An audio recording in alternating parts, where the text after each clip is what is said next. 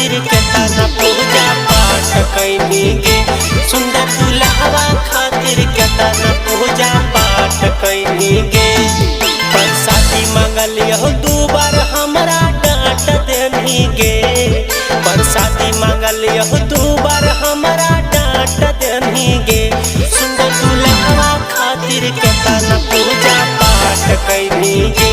सुंदर दुल्हवा खातिर केतना पूजा पाठ कैनी गे। हे गे पूजा पाठ कैनी गे।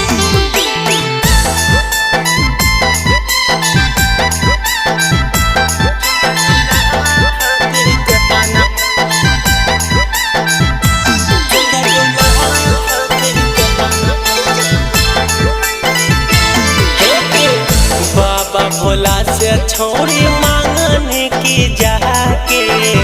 पूछला पर बोलो ही तू काहे खिसिया के।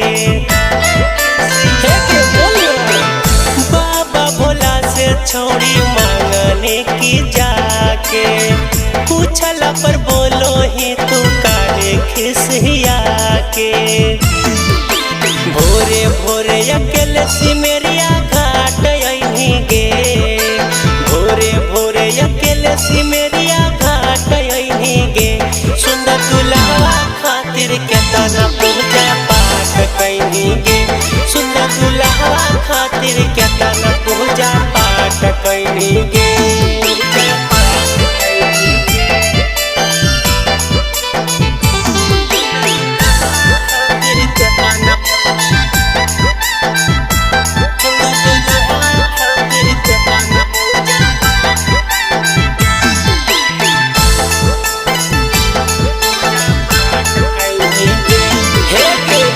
कैसन दुल्हवा चाही हमरा के बता दे।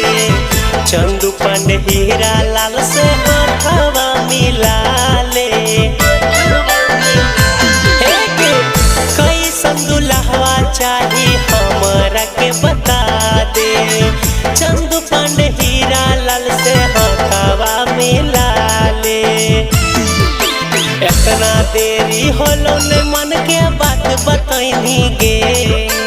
इतना देरी होलो ने मन के बात बतैनी गे। सुंदर दुल्हवा खातिर केतना पूजा पाठ कैनी गे। सुंदर दुल्हवा खातिर केतना पूजा पाठ कैनी गे। परसादी मांगलियो दू बार हमरा डांट देनी गे।